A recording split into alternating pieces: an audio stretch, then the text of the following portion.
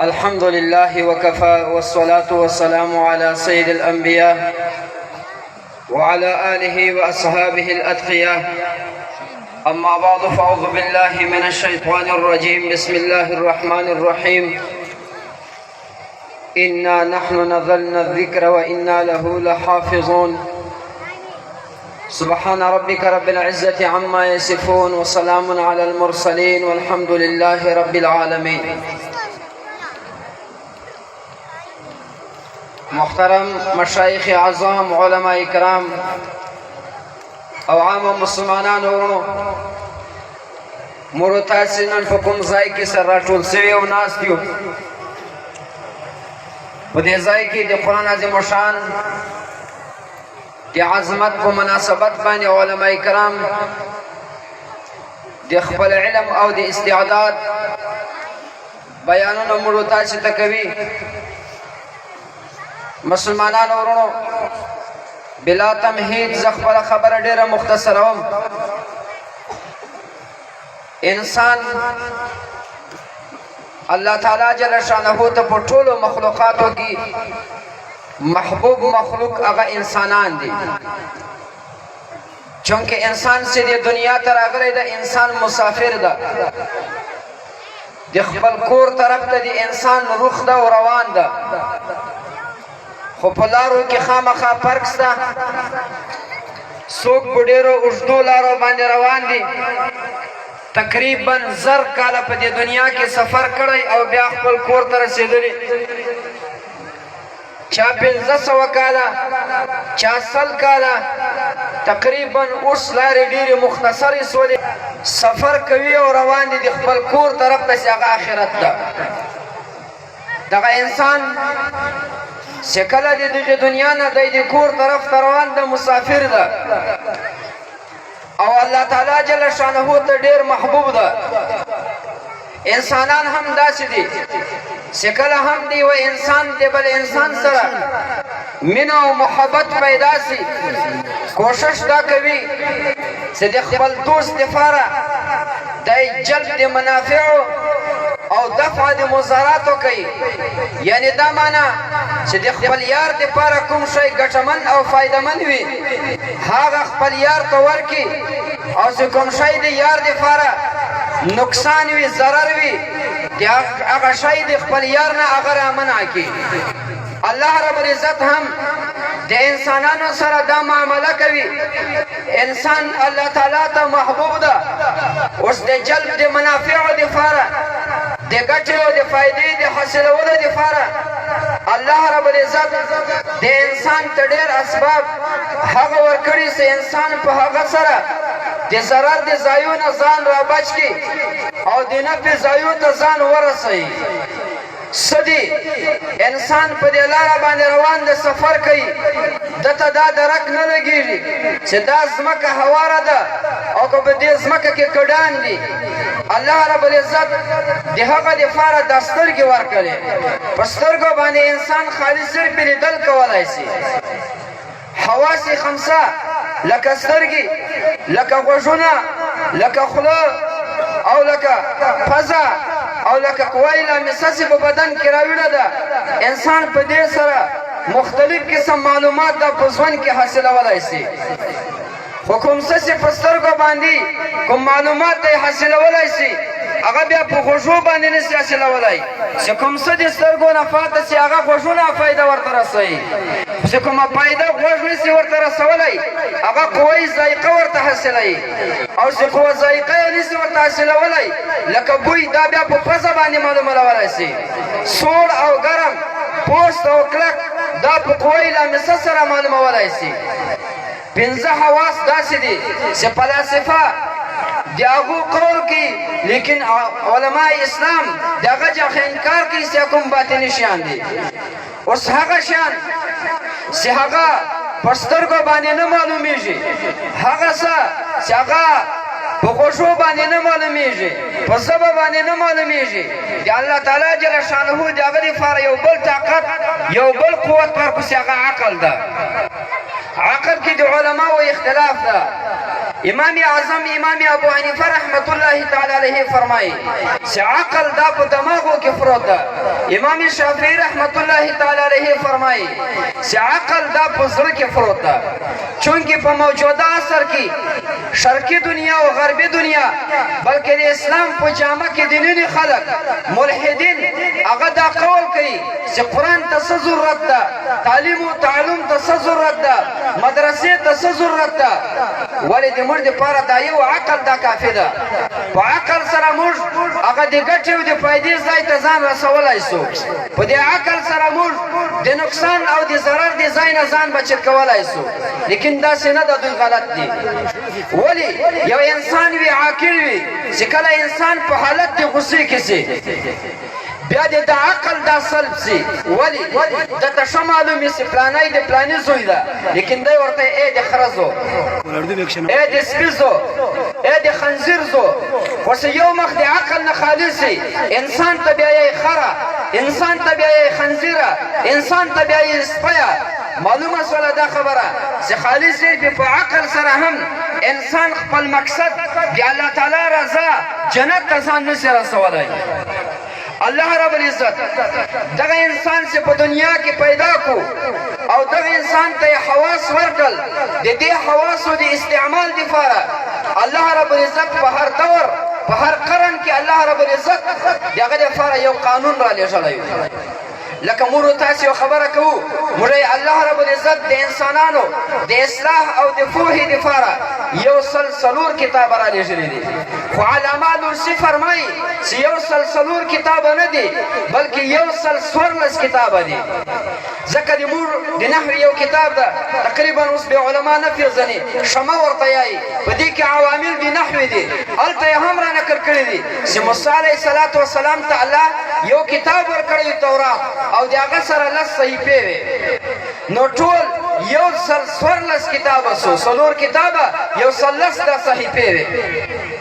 په هر وخت کې الله رب العزت چې کوم کتاب را لېږو، الله تعالی چې کومې صحیفې را لېږلې، چونکې مخکې دور هغه داسې دور و چې د انسانانو په مابین کې اسباب د مواصلت نه و، د تلل او د راتلل اسباب هغه نه و. نو رواجونه مختلف و، رسمونه مختلف و، قومونه مختلف و. الله رب العزت به هر قوم د هر قوم د اصلاح دپاره د هغو د رواج دپاره الله هر کلي ته ځان ته پیغمبر ورلېږو. لیکن چې کله د انسانانو په مابین کې د مواصلت اسباب پیدا سو، سورلۍ پیدا سوې، یو بل ځای ته سفرونه پیدا سو، دا څه وخت را شروع سول. علامه علوسي رحمت الله تعالی علیه لیکي چې دا هم برکت د نبی علیه السلام د جد ماجد د حضرت هاشم د هغه برکات دي. د هاشم خپل نوم هغه عمر و، لیکن هاشم ولی ورته یایي؟ والهاشم په عربي لغت کې دا د مړۍ دا ټوکر والي ته ویل کېږي. چونکې دی دومره سخي طبیعته انسان و چې کله به هم حاجیان حج ته راتلل، هلته به بیت الله شریف ته راتلل، ده به دا لولو کاسې جوړې کړې وې او په دې کې به یې مړۍ ټوکر کړې وه، شوروا به یې ورباندې اچولې وه، په دې باندې به یې د مېلمنو مهمان نوازي کوله.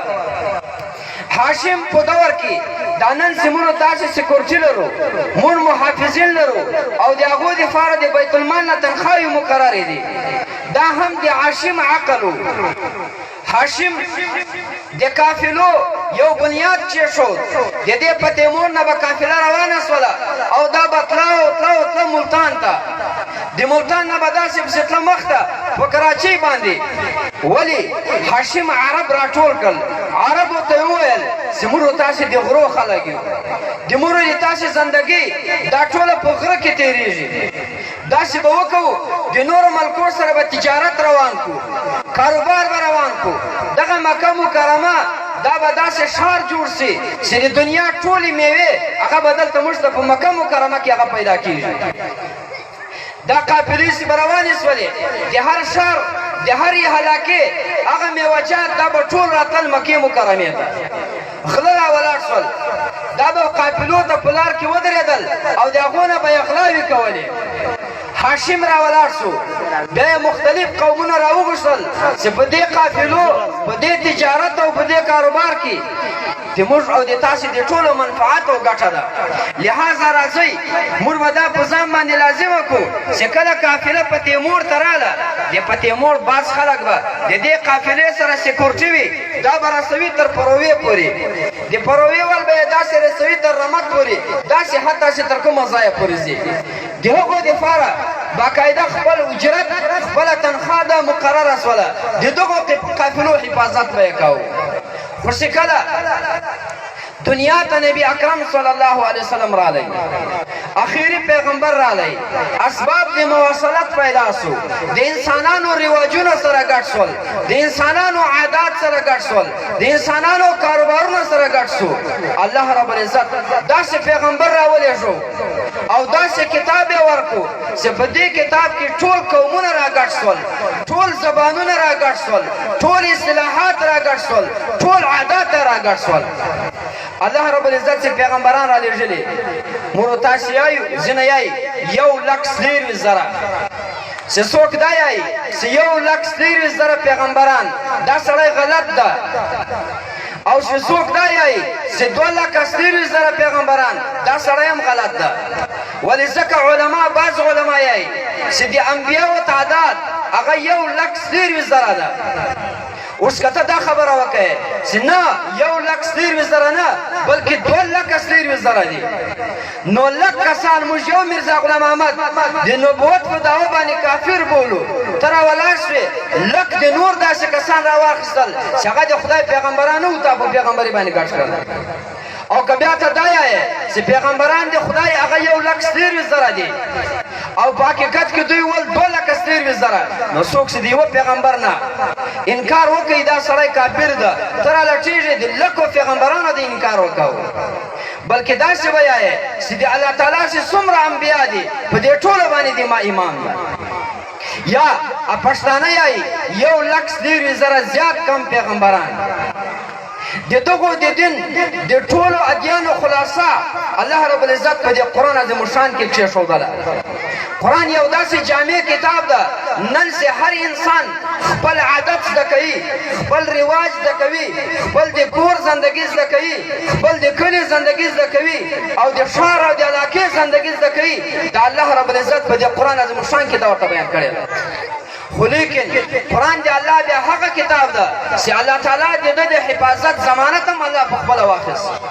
ملایان صاحبان ناست دي د مونږ تاسو په دا قرآن کې چې کله وګورئ هسې د ما یو سوچ کې بند شوی ده. په قرآن کې لیکلي ابراهیم د هې د لاندې نه یې داسې ولاړ زیر ورکړی اصل دا ځای خو د یې ابراهیم یې به وله لیکن په دغه ځای کې چې کوم کتابت دې ده سوی ده دا ولاړ زیر ورکړی سوی ده.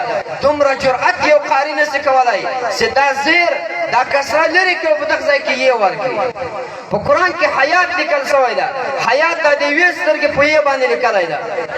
څوک دا جرأت نشي کولی چې دا د یوې سترګې یې دا لرې کړي او په هغه ځای کې دا لور ټیک کښېږدي.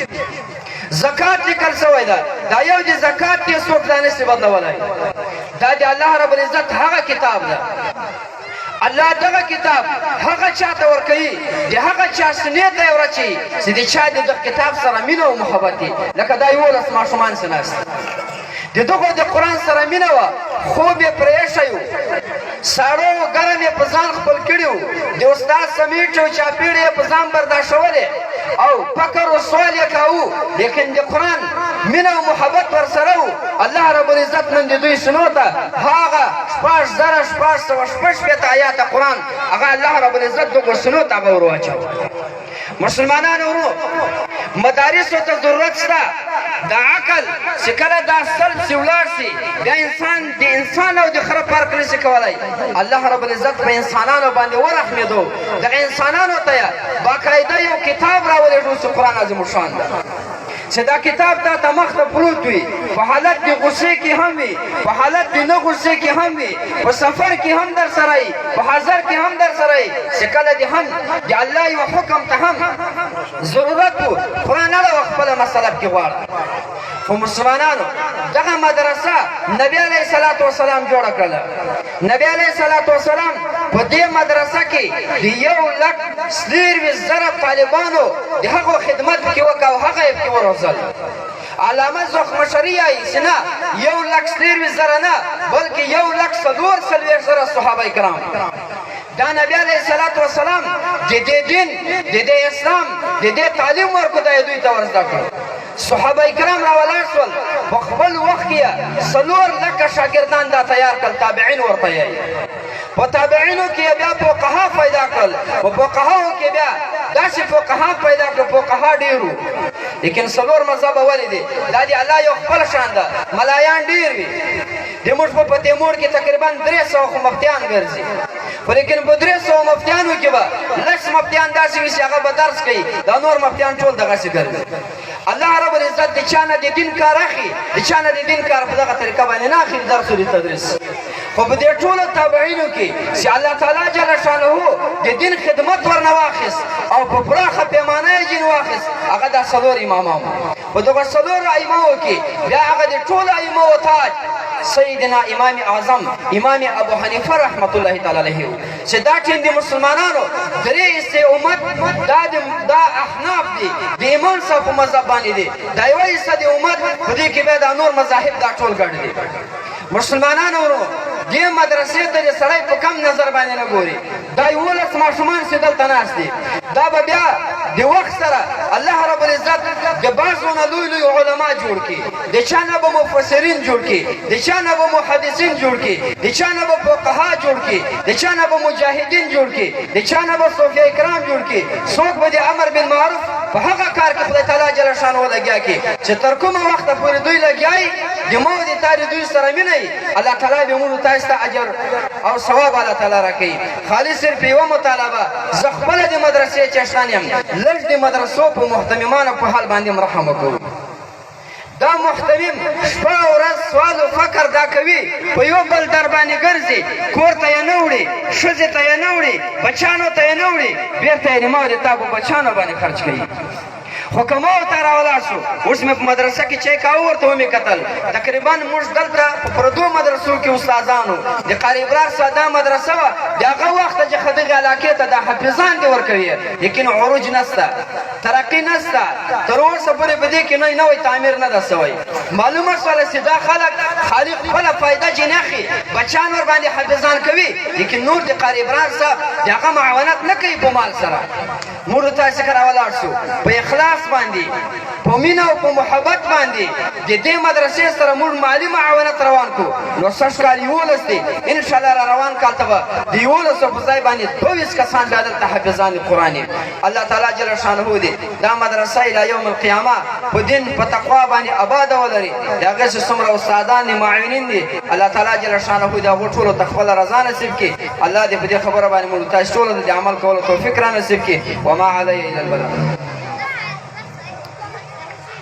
ماشاءاللہ داو حضرت مولانا محمد اللہ اخونزادہ صاحب او تاسو ته یوه اشاره درکړله ډېر په بهترین انداز سره یقینا وخت ډېر کم ده موږ خو په دې باندې تفصیل سره خبره کول غوښتل خو چونکې د وخت لمن ډېره کمه ده او دا موقع نسته چې تفصیل بیان کو خو د مدرسې ضروریات ډېر زیات دي په دې وخت چې په مدرسې چې 50 لګ طلبا دا مسافر زیر تعلیم دي چې د هغوی رهایش د هغوی کانې پینې تمام